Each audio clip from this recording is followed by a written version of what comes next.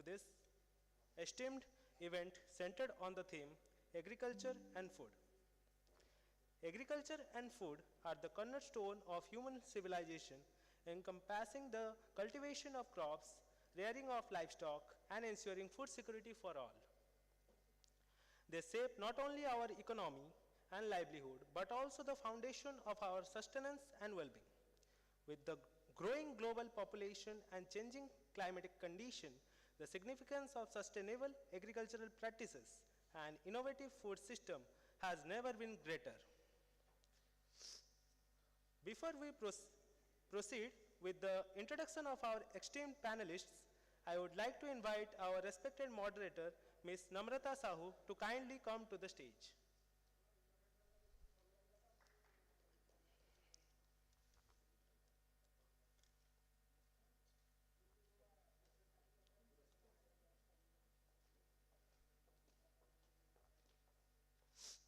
Now, it is my privilege to invite Dr. Uma Shankar Pal, Professor and Officer in Charge, AICRP on Post-Harvest Engineering and Technology, OUAT, Bhubaneswar. He has 25 years of experience in post-harvest engineering and food processing. I request you, sir, to join us on the stage.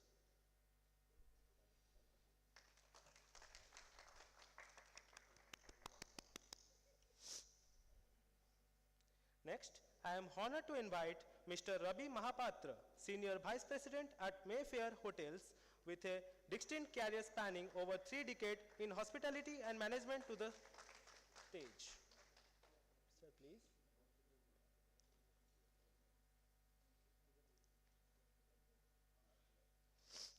Next, I am honored to invite Mr. Biswabandhu Padhi, Co-founder and Chief Business Officer of ManikstuAgro Private Limited.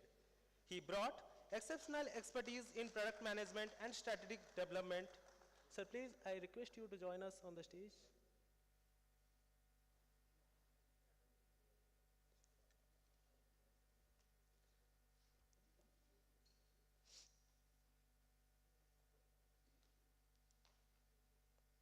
Finally, I am honored to invite Mrs. Our next panelist, Mrs. Dimple Sahoo, will be joining us shortly. So now I request Ms. Namrata Sahoo to take charge and commence the panel discussion on the topic agriculture and food. Please, ma'am.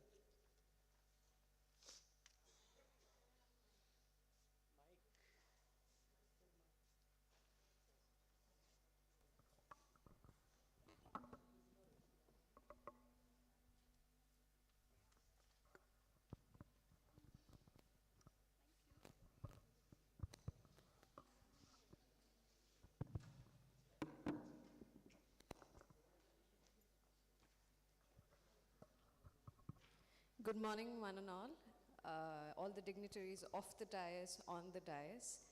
My name is Namrata Sahoo. I am the daughter of Saroj Kumar Sahoo, as you would know, Chairman, Srishti Academy of Management. And very honestly, I am very proud to be here, representing the entire community or speaking on behalf of the agriculture and food industry. Till date, as you know, India has always been an agrarian or agrarian civilization since our beginning itself. It has been known as the Mooldhar. Agriculture is known as the Mooldhar of India, basically the foundation of our nation. Starting from the ancient scriptures, the Rig Vedas, the Upanishads, the Arthavyashta, even Arthashastra, all of them signifies and dignifies the sanctity of labor of farming. Because we always had been a farmer country, we still are. Going forward, we should always be one. Till date, agriculture provides 18.2% of the entire GDP of India and provides employment to more than 42.7% of the entire workforce. That's almost half of India. And yet we do not talk about it enough. India has been blessed, or India is the only country that I know of that has been blessed with the kind of geography we have. The perennial Ganga, the Brahmaputra, the Godavari, the Narmada, the Deccan Plateaus, the Ganges. We have everything that is required. We just need to channel our energy in the right place, right occasion. And let us not forget the Kalanai Dam that was built by the Cholas in 150 AD. It still stands strong today. You'll be surprised to know that's one of the marvelous architecture that has survived 2 millennia, not decades, millennia. And it still stands today. And that itself shows the visionary approach or visionary leadership India had taken millennia back. Our forefathers knew the importance of agriculture and food, and we also should dignify that. As the upcoming generation, and I mean all the panelists sitting here, not just me, they're also young. The entire upcoming generation should respect the sanctity agriculture has been given in our history. And going forward, for making India a Vikashit Bharat, we should use it as a Shastra. In my personal opinion, it can also be a Brahmastra instead of a Shastra. It should be.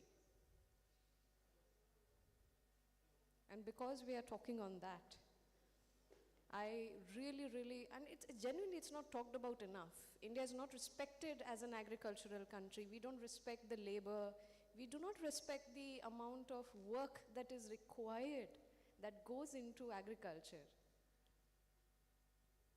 And because of that, I sincerely want to thank the Honorable Vice Chancellor and the entirety of the BPUT community, and even Vikramaditya sir for putting me as a panelist here, for talking or for conducting this conclave in the first place, and making agriculture and food one of the panels here.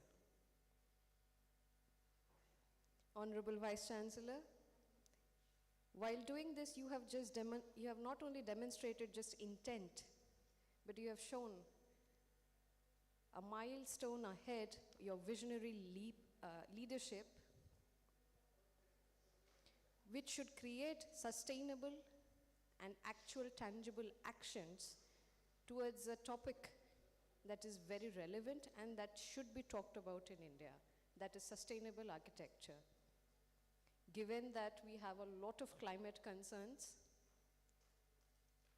with a lot of labor shortage, rising crop prices, less crop yield, lowering soil nutrients, it is extremely important that we talk about that one element that has sustained civilization since decades or millennia and will probably be feeding billions of people going ahead. If we do not have food, we cannot survive. That's the very fundamental of life. We should be talking about it, and we should be talking about it very much. And with that note, I would request Professor Pal to please go ahead. Ma'am, I want some time. Please. Yeah. Between this, I am honored to invite Mrs. Dimple Sahoo, water educator, entrepreneur, and India's first certified water sommelier to the stage. Ma'am, please.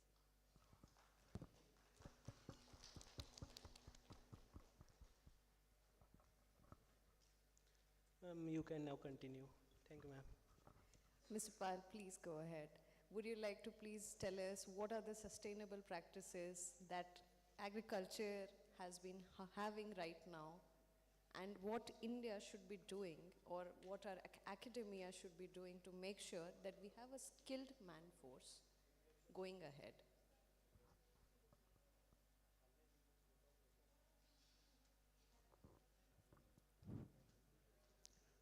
Good morning, everybody. This agriculture, as you know, we are dealing with this 5 materials out of which this universe is made, that is in Sanskrit, Aap, Tej, Khiti, Vyom and Marut. Water, air, soil, and your energy, that we say, and all these 4 parameters are very vital for the agricultural sector: water, air, and out of which agriculture we are making the food. So if we will prepare a healthy food, then we can build healthy mind, healthy people and a healthy nation. This currently agriculture is facing the problem of labor shortage and the cost of the input is more, and the problem of small land holdings, infrastructure like storage and transportation problem, proper problem. These are some of the problems that are faced by the farmers. Particularly India, in the Western world, there are large fields and the solution may not be fit to our condition, where there are small and marginal farmers are there. So our solution should be specific to our needs. Coming to farm mechanization, there is a boom in the farm mechanization is concerned in our Odisha condition. Less workforce is now, earlier there was 70% persons engaged in the agriculture sector, and now it is reduced down to around 50%. Okay, so that is the impact of mechanization. This is the, we should give nowadays, it is coming, this automatic machines, and this labor and energy, these are the 2 cost components of the agricultural sector. In order to make agriculture remunerative, we have to first reduce the cost, then increase the yield as well as the quality of the product. Increasing the yield as well as the quality of the product. And we should also, to make it sustainable, we should reduce the cost of the input, cost of the energy, cost of the labor. So mechanization is the forefront in that, to reduce the labor cost, to do the job at right time, and to increase the yield also. Then coming to nowadays irrigation and other inputs that are important. Now the post-harvest sector, this is the most vital sector as far as the economic growth of the country is concerned. After harvest, around 30 to 40% goes as waste. So there should be proper storage facilities, cold chain and warehouses facilities, and excess production should go for the value addition.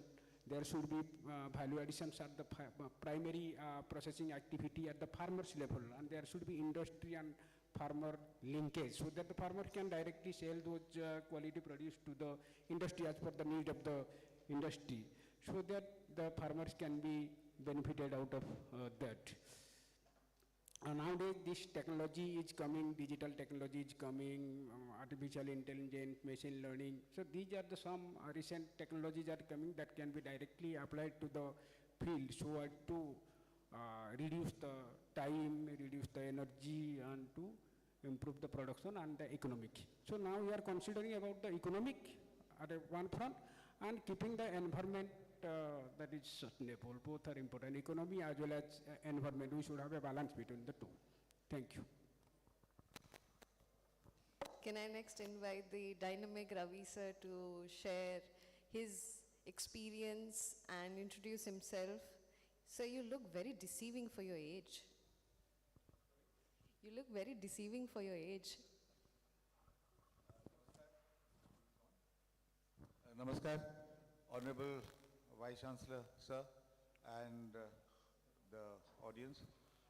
Thank you so much for this honor of being given this place to share in this great industry academia conclave, which is going towards a very sustainable developmental goal as directed by the United Nations. But having said so, I think food and agriculture are very closely intertwined.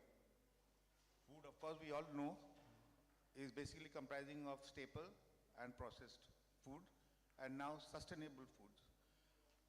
Staple foods are very common. rice, wheat, whatever you grow. And processed foods are those that are derived from whatever is being farmed. But what we are talking over here is sustainable foods. Sustainable foods are organic foods. They are also genetically modified foods which help in the resilience of food against diseases like blight and other things. And the best part of it is that conservation of water through different techniques like hydroponics and vertical farming. Like, I've had personal experience 5 years back with hydroponics where in a place like Kalimpong, we had a very little space and where we had to buy water because water in the northeast is very, very scarce. So to buy water is a very, very big thing, and as we all know, the global crisis of water is very alarming in the near future. So to conserve water and to make sure that with a little bit of water you can grow food, hydroponics is a technology that has been adapted nowadays, where we have successfully tried growing vegetables, growing English herbs like oregano, thyme, basil, and all these other things like cherry tomatoes and Brussels sprouts, those that are very high in terms of index of protein, fibers, and essential carbs. One of the best technologies that has impressed us is the alternative that people have found for meats. Now plant-based proteins are being extracted from pea and soya, and they are being processed to give you the same texture as what meat gives you. We are all non-vegetarians, most of us, but then having said so, the world is going towards a protein, plant-based protein alternative of meats, where we extract protein from soya and pea and add a texture, maybe a gluten texture to make it a little chewy, and we add color through beetroot extracts and also through caramel. And because of this, the texture that is given is more of a meat-based flavor, where big companies like Impossible Foods, which is doing very well all across the globe, has taken to providing the meat that is used in burgers. So this technology itself with hydroponics and alternative meat factors helps in reducing greenhouse gas emissions and methane. Also, it is helping you to go towards a more healthy life. You avoid cholesterol, you get high fiber, so it's more healthy. So as we talk about sustainable growth and alternatives, we are also looking at these new innovations and new genetically modified alternatives to food that can save on space, water, and fertilizers. So organic food with nitrogen fixing of the soil can avoid the topsoil from getting acidic. So we are more going towards an alkaline balance, which is good for you, good for all of us. And probably in the near future, we look towards extremely sustainable farming, because water, as I told you earlier, is going to be in shortage. And we need to make our future generations free of any such danger where food will be not fought for. Thank you so much. Ladies and gentlemen, that was Ravi Mahapatra, the Sr.VP of Mayfair. Let me share you a small tidbit about him. The young dynamic person sitting here is the author of 2 books on the iconic Himalayan hotel. He actually has written a story on the history of tea, which has been made into a documentary, and it has gone to win 11 European awards and the very prestigious Dada Phalke Award. So please raise your hands together for Ravi sir. Next, Dimple ma'am. Just another tidbit about Dimple ma'am. She is the Asia's first water sommelier. You must have heard of wine sommelier. She's the first Asia's water sommelier. And then she has been accredited by the Water Board and Hospitality Industry. She's also very famously known as Waterpreneur. I've heard of entrepreneur, but it was first for me to hear of Waterpreneur. And she is also an ITSA awardee and a PANNACEA water educator. Ma'am, please. Good morning to all. Good morning to all dignitaries. Myself, Dimple Sahoo. I am a water educator. I am born and brought up in Rourkela. Thank you. Thank you for giving me this opportunity, wonderful opportunity to say something about water, the healthy water. Our body is 70% water. And rest is 30%, that is food and lifestyle. Lifestyle means yoga, meditation, all this. So we emphasis on what? That is your food and lifestyle. But पानी कुछ भी P लेते हैं, is it? पानी कुछ भी P low, ठीक हो जाएगा. But all the chronic disease begins because of dehydration, hypoxia, acidosis, ulceration and degeneration. All are related to water. What happened then? It is healthy. The water should be healthy. Water should be alkalinized, ionized, electrolyzed, hexagonal and hydrogen rich and hydrating water. तो पानी में कौन सा property होना चाहिए तभी हम लोग उसको बोल सकते हैं healthy water. तो this properties are there in the healthy water. One is your antioxidant property. Second one is your that is alkalinized properties. Third one is your microclustering properties. Antioxidant properties is reduces oxidative stress. What is oxidation? Oxidation is the damaging process by which free radicals are produced, which damages healthy tissue and healthy cells. So that's why we provided antioxidant to neutralize that that is free radicals. So active hydrogen is the best antioxidant in the world, which are found in healthy water, is it? Then next one is your, second one is your alkalinized properties, which reduces your acidity. And you know that it balances pH also. pH is very, very important. pH potential of hydrogen. So if your pH balances, then that means your 0 to 14 is your scale, 7 is your neutral, less than 7 is acidic, and more than 7 is your alkaline. जब भी माँ का पेट में जब भी बच्चे रहते हैं, that means it is amniotic fluid, that is also alkaline medium. And each and every part of our organ require that alkaline medium, like that blood is 7.34 pH. तो लेकिन जब भी बच्चे बाहर आते हैं तो after 6 months you have to take that baby food, the rice, dal, all are acidic food. Along with that, water also acidic. So body tendency to acidity. So that's why the healthy water should have that properties alkalinized by means of not alkaline.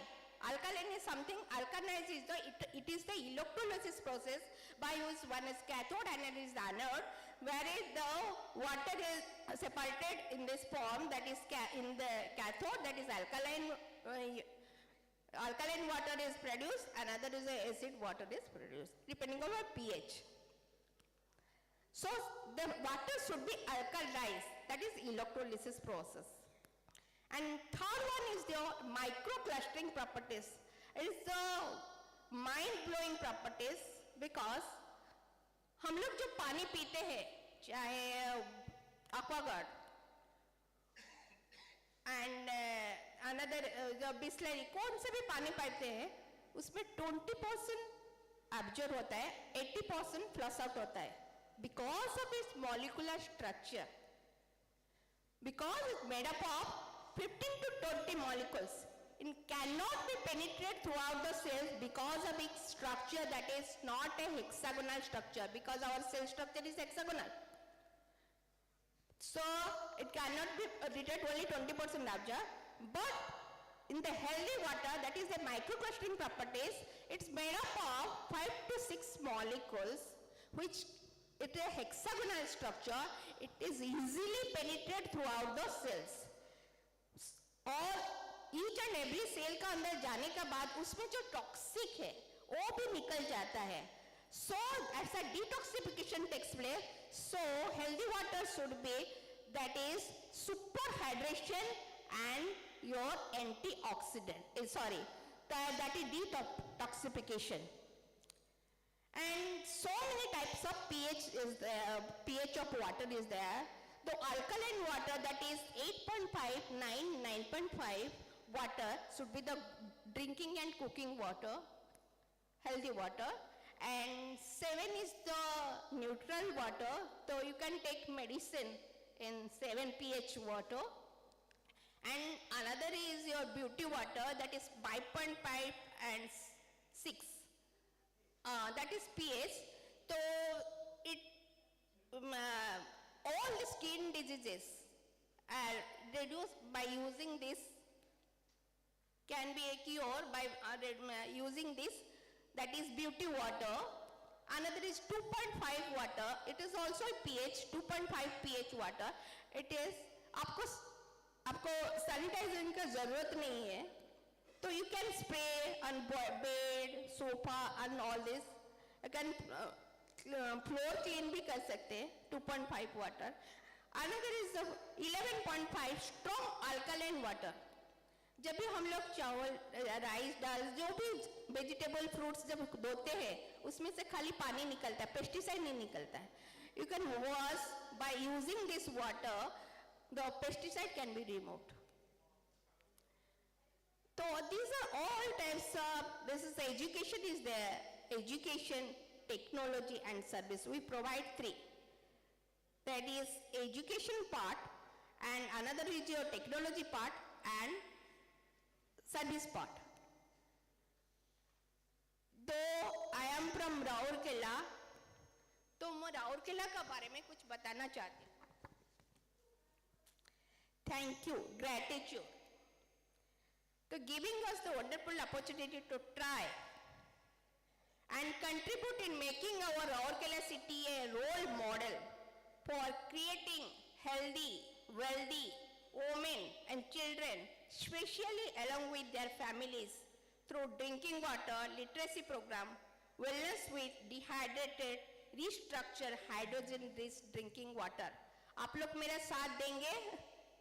तो actually ये जैसे hockey stadium world map में आया है, मैं ऐसे चाहती हूँ राउरकेला सिटी को हेल्दीएस्ट सिटी बनाने के लिए मेरा मिशन है. राउरकेला सिटी को हेल्दीएस्ट सिटी बना के वर्ल्ड मैप पे लाना चाहती हूँ. Thank you very much. आप लोग मेरा साथ देंगे तो thank you very much. Before we go to the next speaker, I want to ask a question to the audience that's sitting here. आप लोग को एसिडिटी जब होता है तो आप लोग स्प्राइट या कोको कोला में जलजीरा डाल के पीते हैं? आप if you can just raise your hands if you have ever done that. Please meet Dimple ma'am. She'll tell you why you shouldn't do that. मेरा ये there is a stall in outside this auditorium. उसमें सब details आपको सब information मिल जाएगा. Please visit that stall. सब information उधर मिल जाएगा आपको डिटेल्स में और विद डेमो लाइव. इसमें एंटीऑक्सीडेंट है कि नहीं, इसमें माइक्रोक्लस्टरिंग प्रॉपर्टीज है कि नहीं, इसमें सब प्रॉपर्टीज इसमें दिखाएगा. Live demo. Okay, thank you. You really should visit. Why you shouldn't do that? Next, coming on to, I'll hand over to Biswabandhu Padhi. A little tidbit about him. He's the co-founder and chief business officer of ManikstuAgro. He's the pioneer in goat farming industry, an agri-tech startup that is based from Kalahandi, Orissa. So please.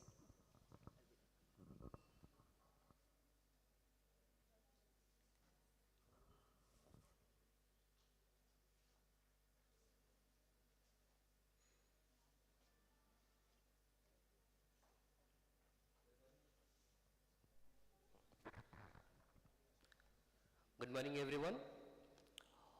First off, I would express my sincere respect to all the dignitaries, all the delegates present over here, and send my warm regards to all the students here today. So, I do owe an apology to all the students for being the reason you had to wake up so early on a Sunday morning.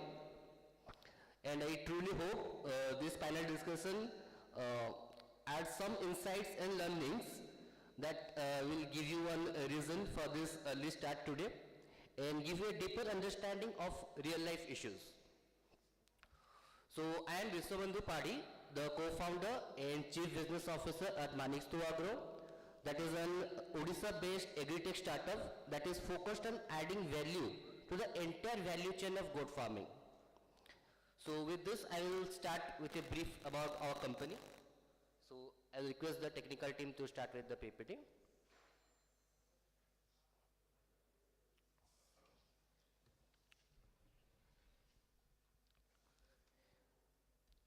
So before the PPT begins, I want to take a poll. How many of you do eat mutton? Just raise your hand. How many of you do eat mutton?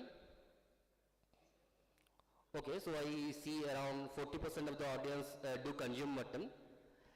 So I would like to ask something to Ravi sir over here, since he's the general manager at Mayfair Hotel.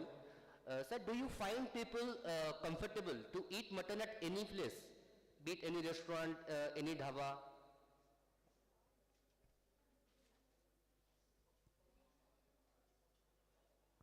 I personally feel that mutton's quality that is available in most of the shops are not up to the mark that we seek. For example, like we all like to eat something called khasi. But then eating khasi is against nature because you are castrating a goat, right? So if you want to have mutton of good quality, there should be less fiber, less fat, and it should be succulent. But most of the places where you have mutton, most of the eateries, they are not qualitatively good.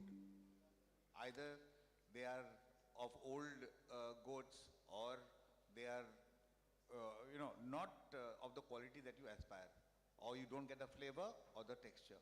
So it's very disappointing. I personally eat mutton, but I select my own, I can't say goat, my plate of meat. So I completely agree with Ravi sir. So everyone over here who loves mutton must be inclined to a particular restaurant or a particular shop where they would be buying mutton or mutton curry or anything. Because quality of mutton is something that is not ensured nowadays. So in the long run, our objective is to ensure the quality of mutton. But to ensure the quality of mutton, we need to promote goat farming, promote the goat farmers. And so this is what we work around. So I will start with the presentation.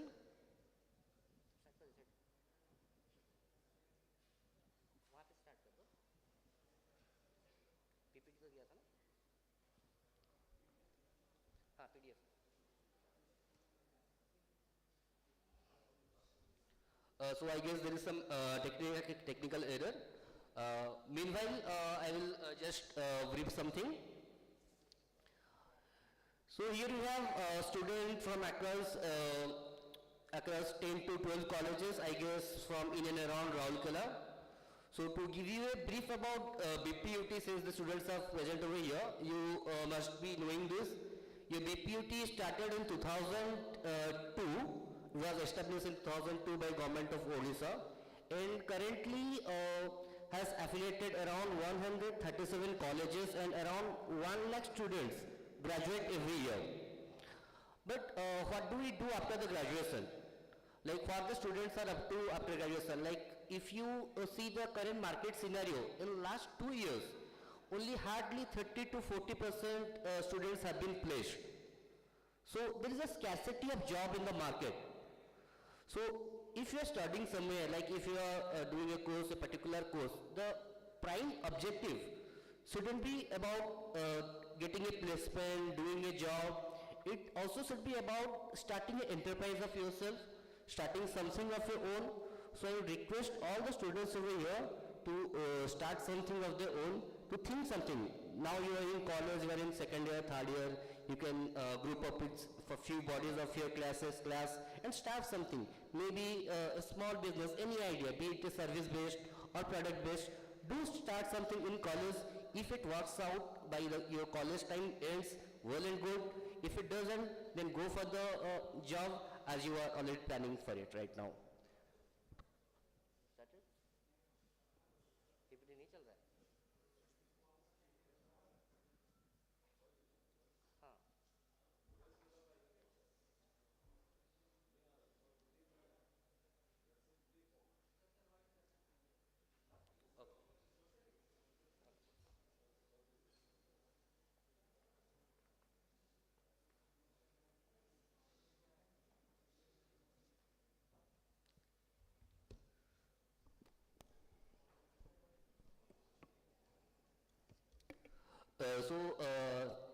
By the time the technical team gets on with the PPT, I would like to add something to what Professor Uma sir said about the small land holding of the farmers.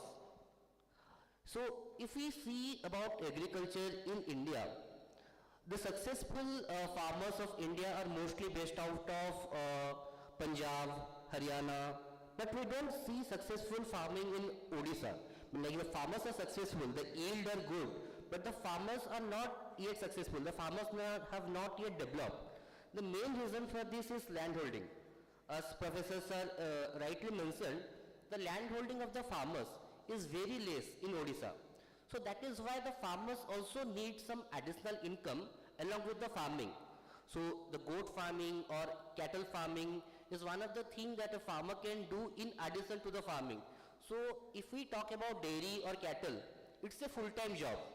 A farmer has to be dedicated, give his time or her time fully to dairy or cattle farming. But when it comes to goat farming for a small marginal farmer, this is something that he or she can do along with his maize farming or paddy farming or anything. So that is why we picked up goat farming to promote in Odisha, to uplift the marginal farmers. So we are working around the goat farming. I will show you how we are doing it, what we are doing. Just give some time to the technical team.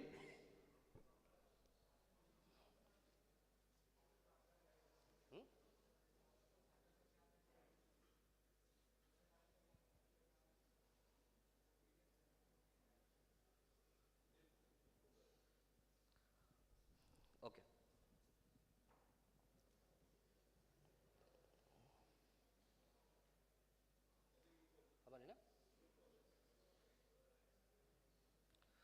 So the PDF would have given you a pictorial demonstration like what we do, so it would have been easy for you to understand.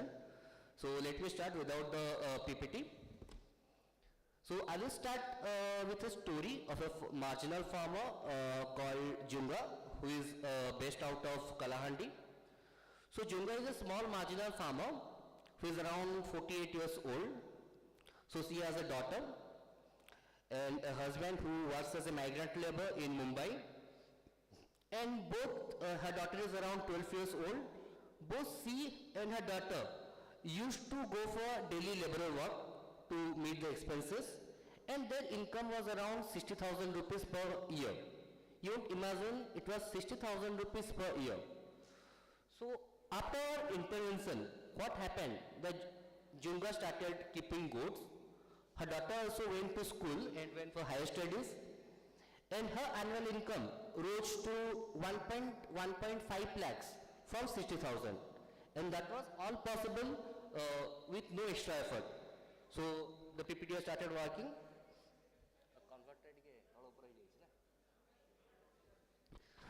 So there might be some visual distortion because we converted it. So apologies for it. So I will start with the PPT. So this was Jumra I was talking about, the farmer. So similarly we have impacted around 12,000 farmers. So the vision of ManikstuAgro is to revolutionize the goat farming ecosystem worldwide, fostering a prosperous and sustainable agricultural future. So our mission is empowering the Indian goat farmers with innovative practices and modern solutions for a sustainable goat farming business.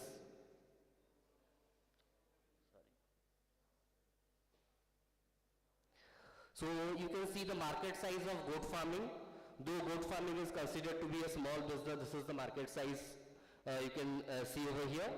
So in India, the goat farming market size is of around 50,000, 52,000 CR. So I will skip this slide. That is not going to happen. So what is the problem of goat farming in Odisha? Like why farmers are not able to keep up with the goat farming? So these are the few reasons. I don't think that will be of much interest to you, but I will repeat it. So the genetic disorders, the limited access to healthcare facilities, the low awareness of the farmers, the lack of data availability, the value added, the lack of scope to value add the products. These are few of the problems of goat farming. And how to solve it? We have come up with an innovative ERP system to track the entire life cycle of a goat, like when it took birth, from starting when it took birth and to when it went as mutton to a plate. We have the whole data of the goat. So this is a old PPT. So these are the gaps we bridge. So it's about building the healthcare facility for the goats, creating awareness for the farmers, decreasing the poverty and labor migration. So this is a model I would like all students to look upon. So this is the model that it's a social impact model. There's the goat bank model that we do. So under goat bank model, what we do is select marginal farmers, mostly women, like 80 to 90% of them are women. What we do is give them two goats free of cost. So when we give a farmer two goats free of cost, so the risks involved, a farmer didn't used to start goat farming because of high mortality rate, because of lack of insurance facility of the goat. So what we do is facilitate the farmer with two goats as a loan. So it's called goat bank model. The farmer gets two goats. Along with two goats, he gets all the services, starting from medication, vaccination, the insurance, the market linkage and everything. So every goat undergoes around 3 pregnancy cycles in 2 years, giving a roughly around 6 kids. So with 2 goats, the farmer gets around 12 to 15 kids in 2 years, out of which he gives us back 6 kids and keeps the rest of the kids with him. So that is how a goat bank is run. Generally in bank, what do you do is take a loan. Suppose you are taking a loan of ₹100 and paying back EMI, ₹15 EMI. Similarly, in this model, you take loan of 2 goats and give us back 6 kid goat. And at the end of 2 years, the farmer is left with a herd size of 12. So this model has helped to uplift many marginal farmers, mostly in Kalahandi, and we are also starting certainly at Mayfair. So I will move ahead.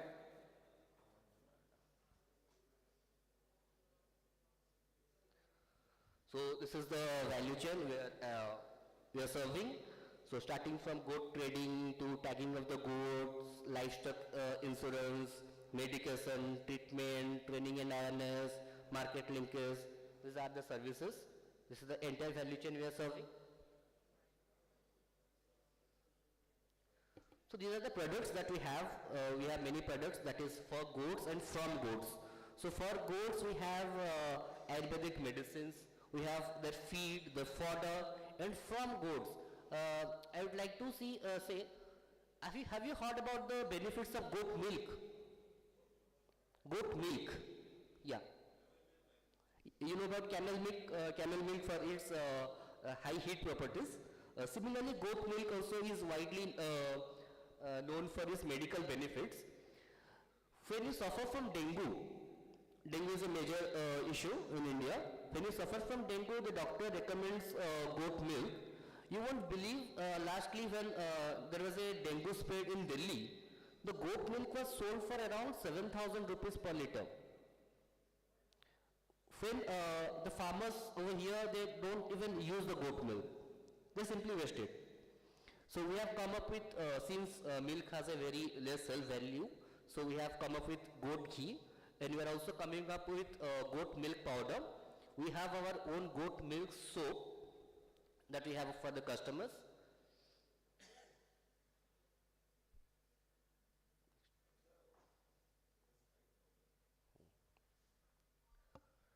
So this is the value proposition that we have for everyone. So one is our goat bank model. So the goat bank model that I explained to you was for the marginal farmers. Similarly, we have different models for the micro entrepreneurs, for the franchisee. Even if someone wants to start a goat farming business with say 100 goats or 200 goats, we give something as goat farming franchisee. Like you must have heard about KFC franchisee, Domino's franchisee. So similarly, you must have heard about poultry, Pasupati, Suguna. In poultry, you will hear in every state you will get around 4 to 5 companies of value of around 500 CR. But in dairy also you have players like Amul, Omfed and everything. But goat industry is such an unorganized sector, we don't have even a single company that is valued 100 CR. Though goat has a higher value than poultry. So this is something that we are trying to build, a value chain company for goat farming. And then we have our goat farm ERP system, which helps the farmers as well as the Pasu Seva Adhikaris. And we have a variety of products starting from feed, medicine, supplements and everything for the goats. And what we do is also add value to the byproducts and sell it in the open market. So I will skip with the farming application process. So this is what we are planning, what we have planned for the next 5 years. What we will be doing in next 5 years. So I would skip the details. So these are the few players who are working in this industry in India and what are the services that are provided by them. So if I talk about impact, what ManikstuAgro has done so far? So income of farmers have increased to around $1,600 for our associated farmers. The mortality reduction has gone down to 10%. Earlier, if a farmer used to have 100 goats, 40 goats did die out of diseases. In Kalahandi, the number is around 30%, and only because of timely vaccination and medication, the numbers has decreased to 10%. And we are working on decreasing this number further by some genetic evolution, and we are researching on that even. Then about dignified job creation, we have created around 100 jobs. So what job we have created? So there are many youths in rural areas who have studied till say 12th or have graduated and staying in village only. So what we do is take them, train them as paravet, train them how to vaccinate, how to medicate the cattle, the goats, and what they do is provide the private Medicare service to the farmers. If you talk about the Medicare services available in Odisha, if you talk about dogs, you have both government hospital and private clinics in every city. If you talk about cattle and goats, the only option you have is the government veterinary clinic. Apart from government veterinary clinic, there is no other second option. So that is what we are solving. We are creating a fleet of parabbits who will be giving the private medical services to both goats and cattle. And the Sir, in lieu of time, I'm going to ask you to keep it a little short. I'll just end it. So these are the SDG goals that we today will be discussing.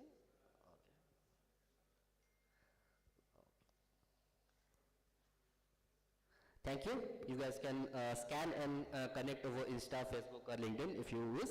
Thank you. Thank you everyone for giving time. Thank you. With all this background knowledge, we should come to the very important question that the conclave even started with. This is a general question to all the panel sitting here.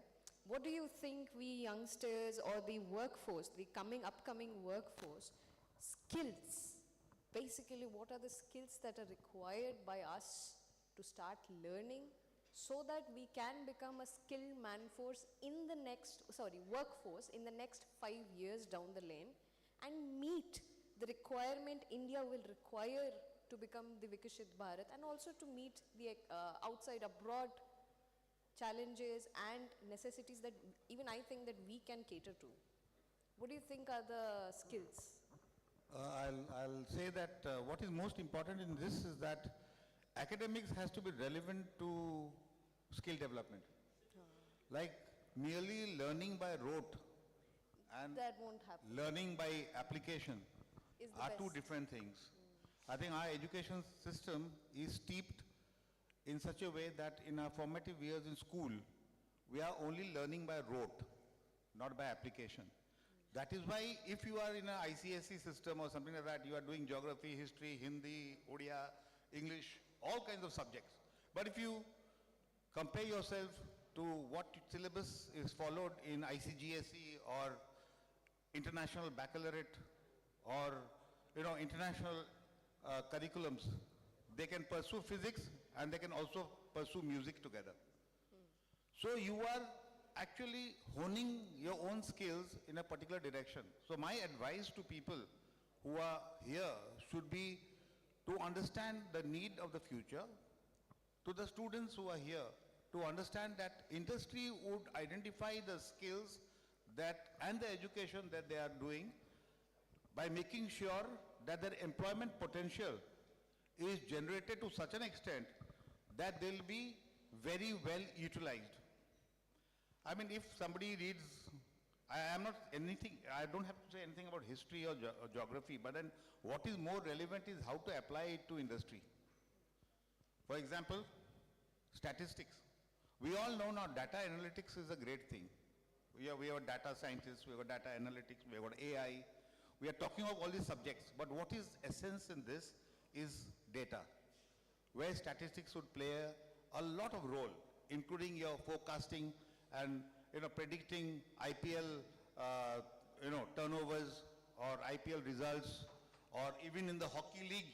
I have seen, being in the hockey village, I know that people and the teams that I have got that are here have got an analyst within them. So I would request students to pursue these kind of subjects which will be developed in the next future. It will be future relevant subjects where their own specialization in these areas would be of utmost importance for their own employment, for their own self-actualization. That is what I would advise. Honorable Vice Chancellor, sir, can we have a course on data analytics which is simply for agriculture? Oh, that is so sweet. We can also, sir, hold an ideathon simply on agriculture or maybe sustainable farming and food industry and encourage the students in the house. Would you people prefer to become a smart farmer? Yes or no? The backbenchers sitting there. Would you be interested? I'll not say the word farmer, so I'll add the word prefix to it. Would you like to become a smart farmer? So if sir was to open a class tomorrow at Saturday morning 9 o'clock, will you all attend it? Come on, you have to answer yes or no. It's simple. It's a binary answer. You will? Sir, you have their confirmation. They will attend.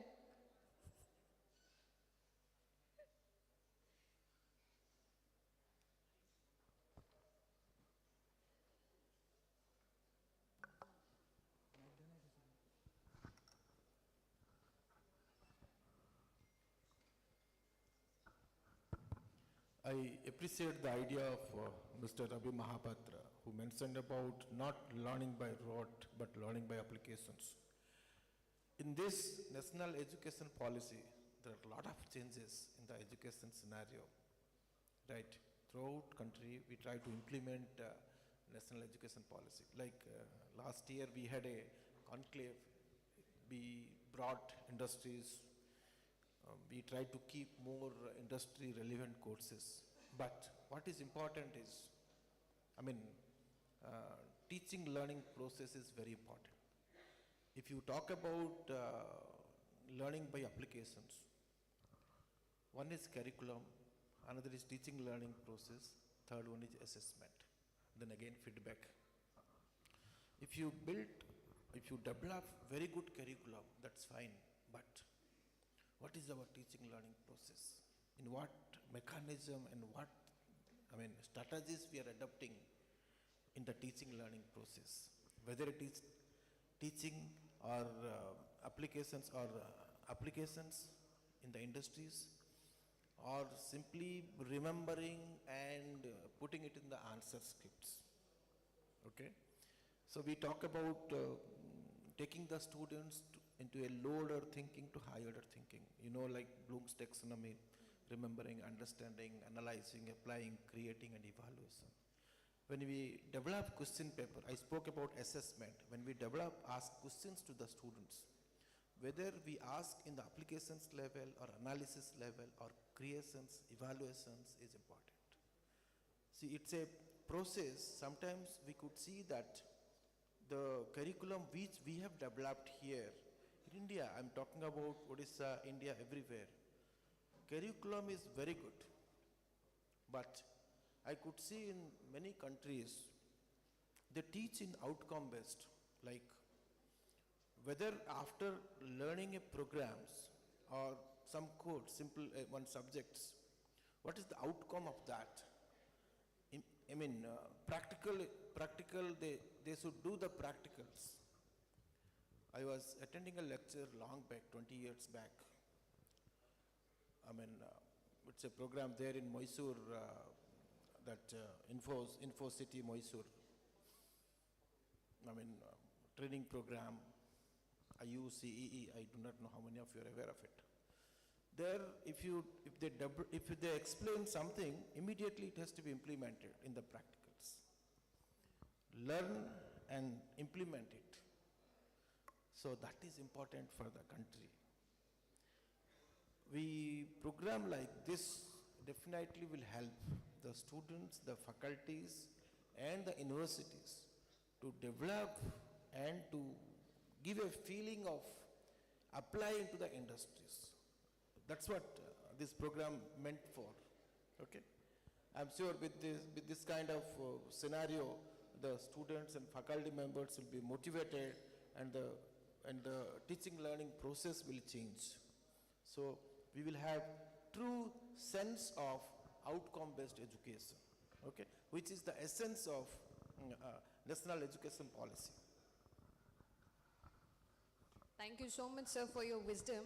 And talking about motivation, I genuinely think that as Indians, it is high time that we lift ourselves and become job creators instead of job seekers. That is one of the most prominent reasons why I came back from UK and I did not want to stay back there. We really should become job creators, and we shouldn't be known as cheap labor anymore in the country or in the world. We aren't. We have a brain that probably can, and I think we genuinely can tackle any country in the world. And speaking of that, entrepreneurship is something we should encourage, even in agriculture. So my question is to Biswa sir. So what can academia do to motivate entrepreneurs, to make sure that they do not lose their motivations early on, which is a significant problem in entrepreneurship? So before addressing to your question, I would like to add something that was being discussed earlier. That is about giving relevant education. Like we have most of the students sitting over here are doing their bachelor's in technology, right? Most of you are from doing engineering in third year or fourth year. So irrespective of their branches, like few of them are from computer science, few of them are from electrical, someone is from mechanical, they all go for the same IT service-based companies. The TCS or the Infosys will come, be it a mechanical student or be it an electrical student, they all will go for the testing and the development jobs.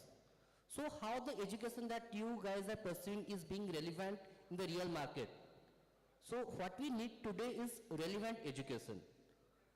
Even if a computer science student has no use of the subjects that he studied in the 4 years course time in the company that is going to do the job. So that is what we need is relevant education. So that is what I would like India to promote, not in only Odisha. I would like India to promote. And then getting back to your question about fostering entrepreneurship in students, be it in agriculture sector, be it any sector. Before 10 years, a startup used to be a taboo. But nowadays, everyone, every house knows about a startup. Earlier parents, the grandparents didn't know about startup, but even the Shark Tank has even solved that issue. Because of Shark Tank, even in every home, they know what a startup is, how things run around the startup. And in the education system, so as to foster the students go for the entrepreneurship, nowadays there are many programs, many incubation centers that are tying up with the colleges. There are incubation centers like AIC that has tied up with, I guess, Civiram Institute, tied up with Nalanda, and they have even tied up with schools even. Even schools do have their entrepreneurship lab. They give seed funding to the students to start something of their own. If I give my example, not my example, if I give a real example that we have done, I am from Bhubaneswar and I am a student of DM school. So DM school is a government school. So see, the issue that you are facing is about the rules of the government. So I will illustrate a small example. So I am from DM school, which is a government school that is controlled by NCERT department directly from Delhi. So whatever the courses are decided by them. So we can introduce entrepreneurship, we can introduce skill development in as per our ways. So what we did is with our alum base, we did set up an entrepreneurship lab in the school itself, in which we are giving training to kids starting from class 5 to how to foster entrepreneurship on their own, how to start something of their own. So this is what we all have to do it ourselves. Suppose Sir is sitting over here. Sir might be a student of some school. So where are you from? Like you're schooling from? So Sir is from his own village. So Sir is from a village and that village has a particular government school. So what Sir can do is when he goes to the village, when Sir goes to his village, can talk to the students, can see what ideas the students do have and can foster it. Sir do have the resources, Sir does have the contacts, so Sir can be the point of contact for those students who are willing to start something of their own. So we can't wait for policies to happen. We have to make it happen ourselves. So that is my view. Thank you. I would like to end with another very final question for the panel. What do you think should be our long-term vision, where we all as academicians, Sir from the industry side, even Vishwa Sir from the industry side, ma'am is also working as an waterpreneur. What do you think should be our long-term vision for India to be, or sustainable agriculture to be as the Brahmashtra of Vikashit Bharat?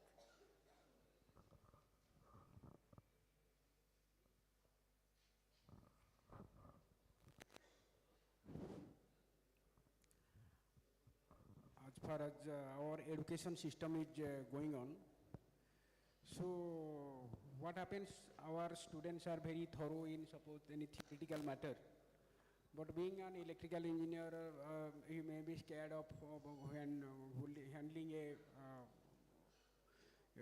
multimeter, or a mechanical engineer may be scared of running a motor. So they may be very good in design or solving the problem. So that's happens due to lack of practical exposure. So when they do a practical lab, we correlate theory and the actual practice.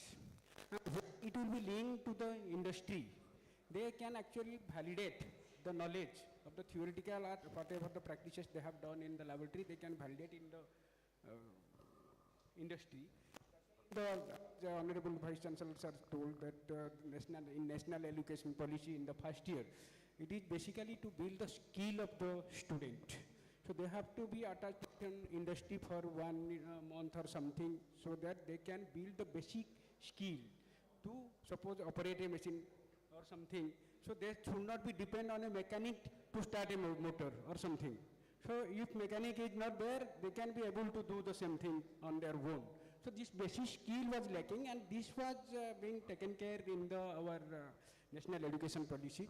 And this coming to this job seeker rather than job creator, this job seeker, this came after the colonial period.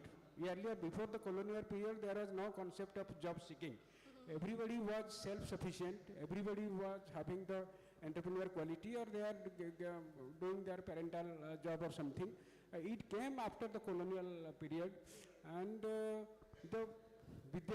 whatever education we are providing, education sabit दिया जाए विमुक्त है.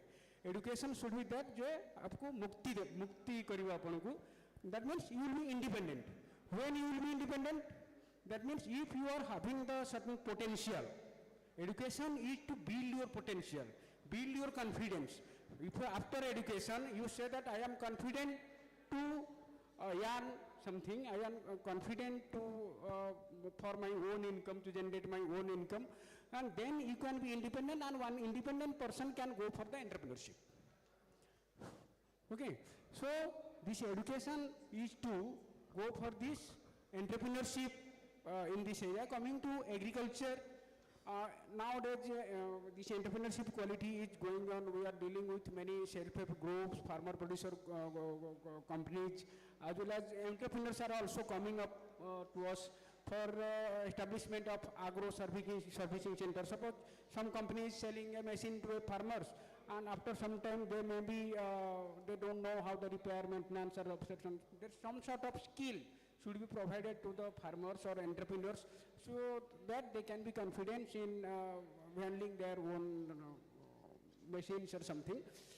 That is another concept is coming, agro processing center. That means whatever the commodity farmers are doing, they can process at their own level, and thereby they can reduce the waste and they can generate the income out of that. That the agro processing center, agro servicing center, these are the two concepts are coming in which the entrepreneurs are playing a role, and the graduates can very well be a part of this system to be independent and be the entrepreneur to generate their own income, be a job creator rather than a job seeker. Thank you. Ravi sir, can I take your permission from Honorable Vice Chancellor sir that we'll keep bothering you like this, so that you, ma'am, Dimple ma'am and Vishwa sir will tell us what are the industry skills that are required, so that we can put it in our curriculum. Sir, he has given his permission, you can bother him now. Do you mind giving the mic? Namrata, I have a question. Yes, sir. Good morning all. Actually, I have a question for the panelist. See, we are discussing here about the sustainable education. And when we are discussing about that, and we heard Madam saying about the importance of food. So, here is a proposal. Why can't we introduce a subject which is completely devoted for food and nutrition? Okay, and it should be included in the university curriculum, and should be compulsory for all. And it should have a component, like some laboratory type components, so that they can practice whatever they. So my suggestion would be to include a particular subject devoted to food and nutrition. Okay, so I would like to know the view of the panelists. Thank you.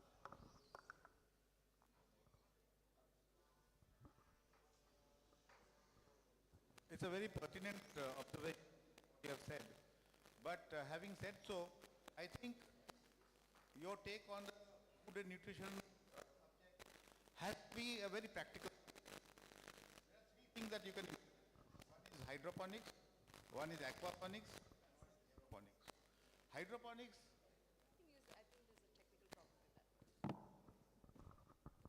Hello. Yes. So your question is very pertinent, and your suggestion also is very well observed. Now what we have to do is basically, when we are talking about skill sets and understanding food and nutrition, we have to understand that now we are going towards a scenario where low fat, high fiber and high protein is the scenario in nutrition. So there are skill sets that you can inculcate in the students at academic level of colleges and post-graduation courses, where practical application has to be taught to them. For example, you have got hydroponics, you have got aquaponics, and you have got aeroponics. I'll just talk about hydroponics and how we did this in a small place like Kalimpong. Like 4 years back, Kalimpong was a small little town where water is scarce. So we have to buy water. So in urban spaces also, you have less space. And what is sustainable as a livelihood is to grow within a small space food stuff that has got high value. And what is the food stuff that has got high value? We grew English herbs. You will not believe it, 100 gram of English herbs costs us around 450 rupees, which we use in our continental cooking. So we grew oregano, thyme, basil, dill, Brussels sprouts, cherry tomatoes, lettuce, kale. So all these things that we grew at the rooftop of maybe around less than 70 square feet took care of the hotel needs. So we had an introspection. I told the people who were involved with us, because we have to keep 80% of local staff, and they are definitely looking towards saving money. So we got them over, we taught them these skills of how to grow without having any soil in your hand, with only water and nutritional, artificial nutrition, how to grow on your rooftop a certain commodity which would help you in subsistence or substituting what you are buying from the market. And believe me, today, I'm so proud to say that 30% of the women staff in Kalimpong who have learned these skills are getting their daily quota of vegetables from their rooftop garden, despite the fact they don't have any land to their credit. So if this has to be done, so this has to be practically implemented in the colleges, where people learn how to start without any resources or very less resources. You have very less water, the water gets recirculated through pipelines, you are adding your nutrition to it manually every day, and you're just checking the pH level. So you have a pH meter to monitor it, you have got nutrition levels that are already prefixed, and you have got small little pods on which these plants grow. So these kind of things techniques can be practically shown to the people, shown to the students, and they can take it back home and to an entrepreneurship which will sustain their development. Thank you so much. I am one suggestion. Food and nutrition may be a very narrow subject for all the things, but high-tech agricultural technology may be one optional subject. So this high-tech agricultural technology, all the engineers, they can give their input as innovative ideas, electrical, computer science, this application of IT, all these things are answer this hydroponics and this aeroponics. All the high-tech agricultural technology may be taken as an optional subject. Those students who are interested, they may take up the course. And resonating on Vice Chancellor, learning by doing, and even Ravi sir's learning by doing, probably the colleges who have the infrastructure to support, we can have our own gardens where the students can actually come and apply what they have learnt in the classes and grow their own vegetables, and probably you can have a feast on it one day. So you wanted to say something?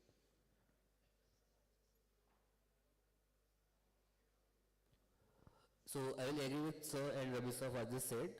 That is about the practical application of the education. And adding to what we need to do with the curriculum, to do what we need to do in order to have a Bikasit Bharat, is to promote entrepreneurship, promote practicality of knowledge, and handhold. What we need in agriculture is smart farmers. We need smart farmers to opt for farming. We need smart people to opt for farming. We need people to handhold the farmers. And what we need is support from the government. And currently the support we have from government is mostly in terms of subsidies. So the support is not about subsidies. The support is about hand-holding. Hand-holding is always a greater, has always a greater impact than subsidies. When we give subsidies, 80% of the people only look for the subsidies, like I will be getting a subsidy, so I will be doing this. But we can generate smart farmers only if we handhold. So in order to make in Bharat a Bikasit Bharat, in terms of agriculture, we need to promote the handholding by government rather than focusing upon only subsidies. And we need smart people to get involved in order to handhold the farmers who are technically strong but not able to link with the market. Thank you. In conclusion, I think we all should agree to this point that this conclave has been extremely fruitful in order to open our eyes to the ideas and the nurturing that is genuinely required for the field of agriculture and food. And once again, I thank you, the Honorable Vice Chancellor and the BPUT for conducting this conclave, allowing all of us to get together, brainstorm. We should hold more of these. Probably the next time we can have students here to share their innovative ideas, because I feel this generation is more Tismar Khan than all of us combined together. You probably will be more creative than all of us sitting here. So thank you so much for allowing for this discussion, and thank you so much for being such lovely panelists.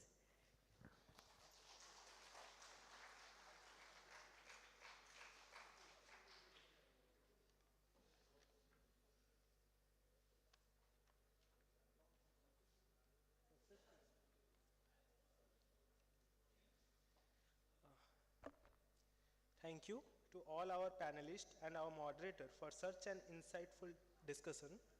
Your thoughts and experiences have illuminated the path forward for the future of agriculture and food in Odisha.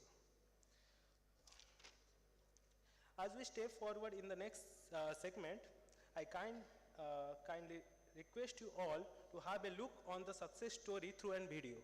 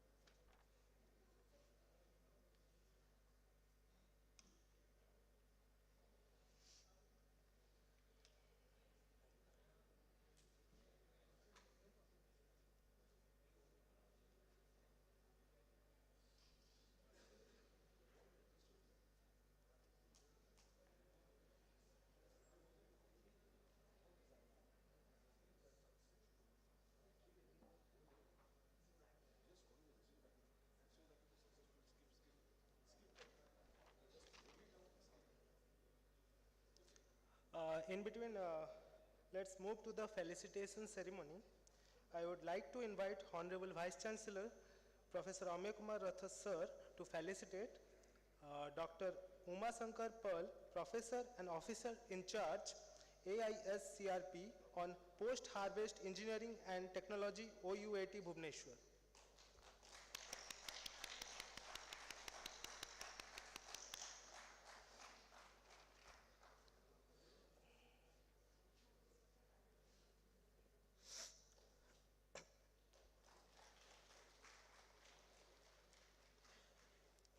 Now I kindly request Honorable Vice Chancellor Sir to felicitate Mr. Ravi Mahapatra, Senior Vice President, Mayfair Hotels.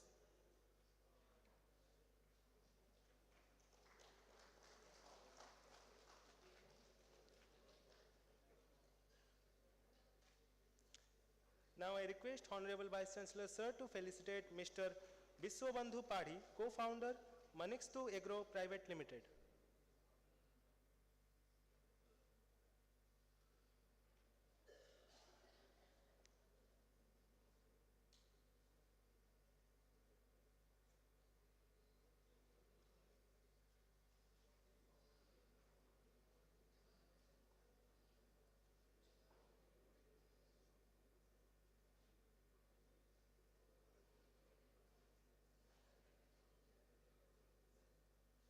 I request Honorable Vice Chancellor Sir to felicitate Mr.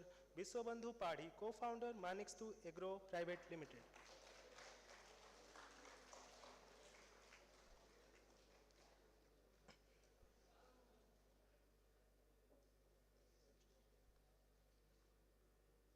Now I request our Vice Chancellor Sir to felicitate Mrs. Dimple Sahoo, CEO, PANNACEA Water Educator.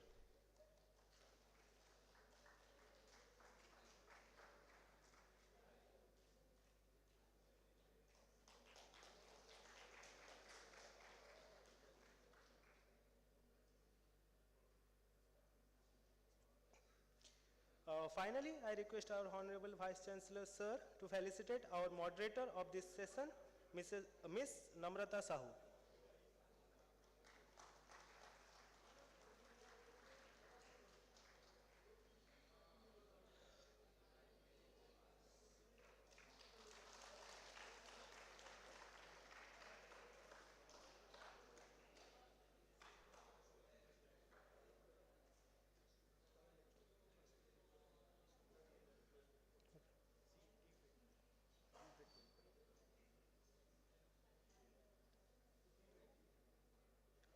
Thank you, sir, for your kind gesture.